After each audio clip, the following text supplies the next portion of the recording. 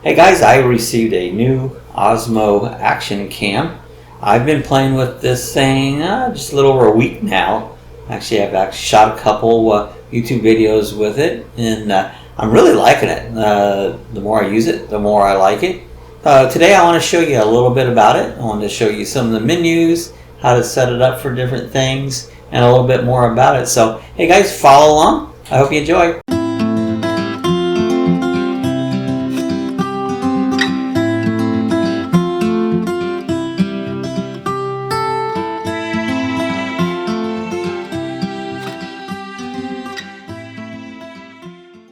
Got the Osmo Action Cam. We've had this for maybe close to 2 weeks now. I've been doing some videoing with it and edited some things, and I tell you what, I'm really impressed with it. When I first got it, I wasn't sure about the low light, but after using it for a while, that really hasn't become an issue. It just is very stable. I'm almost thinking I'm getting as much stability out of that as I do my Osmo Pocket. But I wanted to show you little features of it today. Now, right now we have this in the mount. It comes with the case so that you can see it has the standard GoPro mount. And this is nice because any of the mounts that you've had in the past for your GoPros and that, you can attach right to it. But this case has a little opening. You pull it up here like this, and you're able to open that up and slip the unit right out of the case. Now it fits in there fairly tight, and I notice it hangs up right here at the lens, but you can let me see, pull it straight out. A little tight in there, but it does. So this is actually the case. This is the case that comes with it. It's in the box. You're able to hit your start and stop buttons, your function buttons, and your different mode buttons. So it's pretty nice that they include that with you, and they thought enough to use GoPro mounts, because hey, most of us have GoPro mounts from different cameras and that. I have a Hero 4 here, and I've been using that for quite a few years. Size comparison to them, actually it's just a little smaller. If you look here, the Hero 4 is actually just a tad bigger than what the Osmo Action Cam is. But nice thing about this camera, it has a front screen and a rear screen. So if you're vlogging and you want to see what's going on, you can see what's happening in the front screen. I'm going to show you some of these features here. So in order to charge it, it has a little C cable here that you can plug your cable right in to charge it off here, just like any other device you have. Right here's where your SD card goes in. Now there's a little door that goes in here that I have taken off. The reason I take that off when I put it into the camera and try to hook up, if I want to charge it and leave it in the case, because I leave it in that case most of the time, or remove the SD card there, I can access it. So the little door here clips right on. Now you got to keep in mind, when you take that door off, it's no longer waterproof, because this is open to getting water. There's a little pad here that covers that on. So when you keep that in mind, if you take that door off, they'll be dunking in the water, because it doesn't. I don't use the waterproof feature. I know a lot of them out there. That's one of the handy things, that you don't have to do nothing. You just dunk this right in the water. I just never did like throwing my electronic devices in the water. So, but that's what it's for. Warranty. I heard once that if you have water damage in these cameras, even though they're waterproof, they don't stand behind them. I don't know if it's a fact or not, but I heard that. So something to keep in mind. But that's one feature a lot of people enjoy. It has on the side here, and said something earlier about it. So with that door on and in the case, you can't access the SD card or the to charge it, to plug it in to charge it. You'd have to take it out of the case. So I like to leave it in that case. So here's the door, and what I've done is I've taken the door off. In order to put that in, there's kind of a little trick on this here. You have to push this button on the side here and push this forward. See how I extended that out? And then when you extend it out, you see there's a little slot right there. That little slot, you just push it down into the door. Oh, I let it pop back. See, push that little button and slide that out and hold it in place. That's what I didn't do right first time. And that little pin, that little slot will go right into that pin. And then you can put the door right back into place. It's a little tricky, as you see. I try not to force it in order to, so I don't break it.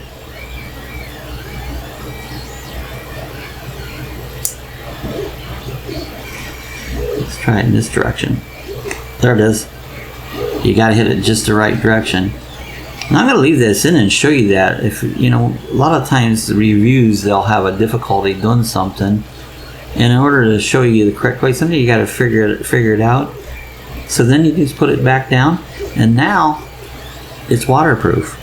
But again, like I said, if this goes back into the case here, you can see right now there's no way that you can get in there to charge or remove the SD card, or even plug in to remove your files. You have to take it out of the case. And so I chose to take it out. So to move that door, you just push this thing down and slide down. You see again, slide down, and it goes up. And what it does, this little pad right here is your waterproof area. You see that little indentation down in there? When that goes down in there and you slide it up, that seals that off, which keeps water from coming inside, because water will get inside where the SD card and that goes. So again, in order to take it off, it's pretty easy. Just give it a little pull, kind of little sideways moving, put it back on, make sure that's extended out. And I put it straight up and down here. There it goes. See, if it's straight up and down like this, let's pull it off again and show you. If you keep the door straight up and down, it'll go right in place, and then you're back on. So I thought I'd show you guys how to take that off, but I leave mine off for that reason. I don't really do much waterproof filming. I also wanted to show you, this is a little box that comes with it. Has a little place right here that you can put an SD card into it, and it also has an area you can put a battery in here. If you get an extra battery, you can store your battery. Let me grab an SD card. So here's a SD card, and if you want to store an extra SD card, you can slide it right into this little unit right there. There you go. See how that SD card fits right in there? Let's just see how hard it is to get out, because they're small, you know. I take my fingernail and kind of pull it out, but there's a nice little place there. But what I've been doing is I store my little door that I take off. If any chance that I would want to use it for a waterproof shot, I put it in this little door, and there it is. Even got the little DJI emblem on it. So nice little box, came right along with the camera. So hold on to that box. You can use that for different things. In order to turn the camera on, this button over here to the lens side, you just push that down one time. You see how quickly that come on. Of course, we're taking front forward there now. And then to get to the screen in the back, there's a couple ways you can do that. You can hold the button on the side, and there he is. You can see the front facing screen. Actually, you can see a picture of me in the front of it there. But that's nice if you're doing vlogging and that, so you know where you're at. Now, one thing about that screen, let's hold this down, put it back into the regular mode. So we're in the back now. If you want, that screen has two different resolutions. If you pull down on the screen from the top and you look at this little thing clear to the bottom right here, if you click on that, now I switched that on. So let's put this back on to it, and you're going to notice a big difference. Hold that down. There it is. Look how much smaller. See, this is in the widescreen mode. You will see more area, but again, it's a smaller screen. You see how it's cut off there? So that's going to be a little smaller than that. Now I choose to keep it into the the big screen mode, so I can have better visual. Of course, I have trouble seeing because I'm over on it. Now, another way you can switch this front to back. If you go to the back screen here and tap this and bring it down, see I double tap that. See, now it's on this screen.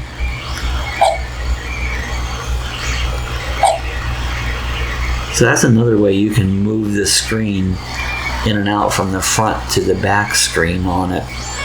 A lot of the functions, you just, like if you pull down, we got many different functions. This one here where it says auto, and it means if you turn the camera around, see, you can make it so it points up, you make it point down, or you make it auto. And what that means, if you're turning the camera around different directions, it'll stay into that. I don't know if you notice this. See how it, when I turn that around, I still have my menus here. So you can set that in any direction. If you have it up, if you have it down, let's see how that went upside down on it. So it makes a difference in how you make those settings on it. So we'll get back. I keep mine just in the auto mode, and you can choose whatever one. This here has a function that has a metering mode, so you can press and hold the metering mode.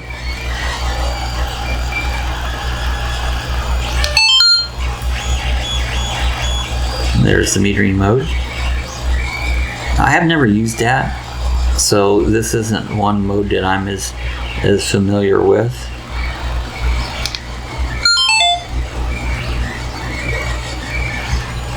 So I'm going to turn that back off. Another function you have is the speak mode. I have the voice controls on and off. This will either start recording different functions, start recording, and if you notice, it's now recording. Stop recording, and there it quit. So that's another function you can do, is have the voice mode on it. You just want to lock your screen, you can hit the lock screen, just in case, so you don't make any mistakes when you're trying to take something. This here is the brightness of your screen itself, not the video part, but the screen itself. This here is, yeah, you can set up different configurations for this, how you want it. If you want it in, say, fast forward, if you want it in just regular video mode, you can set those up. And what that'll do is, hit that cancel, get it back out of the screen. What that'll do, there's a function button here on the side. If you hit that function button, let's get out of here. That function is pretty cool. It's like it'll take you quickly to another function. See right there, we're on video. You can go to the HDR function, slow motion function, time lapse, and back to the video. So it's a quick, but you can actually set up your personal, if you have a setting you like, you can set that setting up and it'll go right to it. So it gives you a lot of options to go to. Now if you hit this button over here, it takes you into more settings, or like your voice control. Actually, here's the command list of what it takes, like stop recording, start recording, take picture, screen switch, shut down. See, I hit screen switch and it did that screen switch. So now I'm in the other screen. Now let's see if it goes back. Screen switch. There it goes. Comes right back on. Now if that becomes annoying, you can shut that function off. There's a snapshot. So I'd set up the video, a quick switch. This is where you set up your different modes for your quick switch. You can see they have the different ones. You can add or take off whatever you would like. There's a wireless connection. You can hook it up to your, I think it's called the Mimo app that you use on your phone. Wind noise reduction, I have that on. I kind of leave that because just in case. You can set your sound volume from high, medium, and low, or off even. I always set mine on high. You can do, if you want a grid, you can put the grid function on, and this way when you're looking at the let's get out of that, see the grid right here, Sometimes you like to focus a shot, you can put that grid and center it where you want it.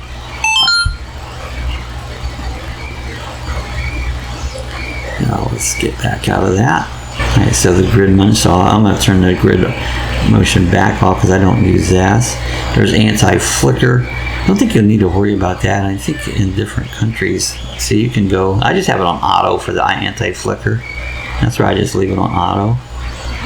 Auto power off. You can set that for, like, I have mine set for 5 minutes. It's kind of a battery saving feature on it. Language, I'm of course English. Date and time, I don't usually use that, but you can set the date and time. You can format your SD card or factory reset it. So this is some of the functions that you can do in the setup mode. Now if we go back out of this, and if we bring the screen from the bottom up, you can change your different, like I'm running 4K 30 frames.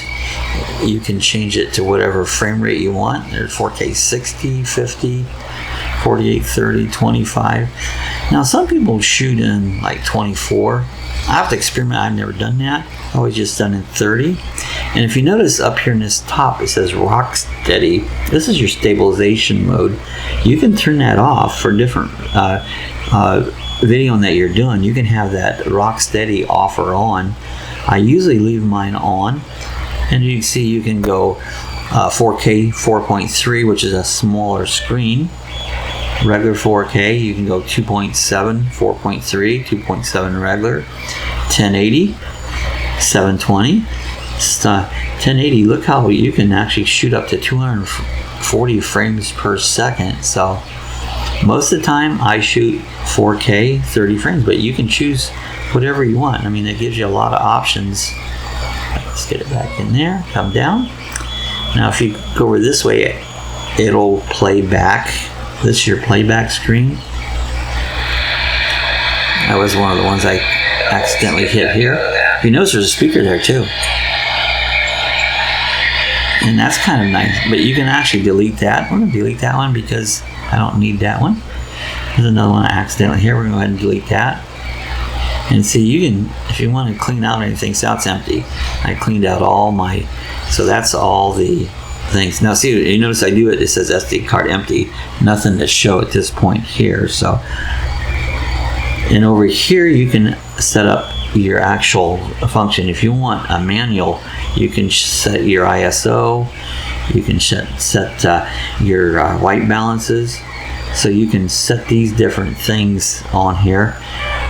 I leave mine most of the time manual, but you know, maybe you get more advanced, you want to start changing those screens. So it's really pretty configurable what you can do with it.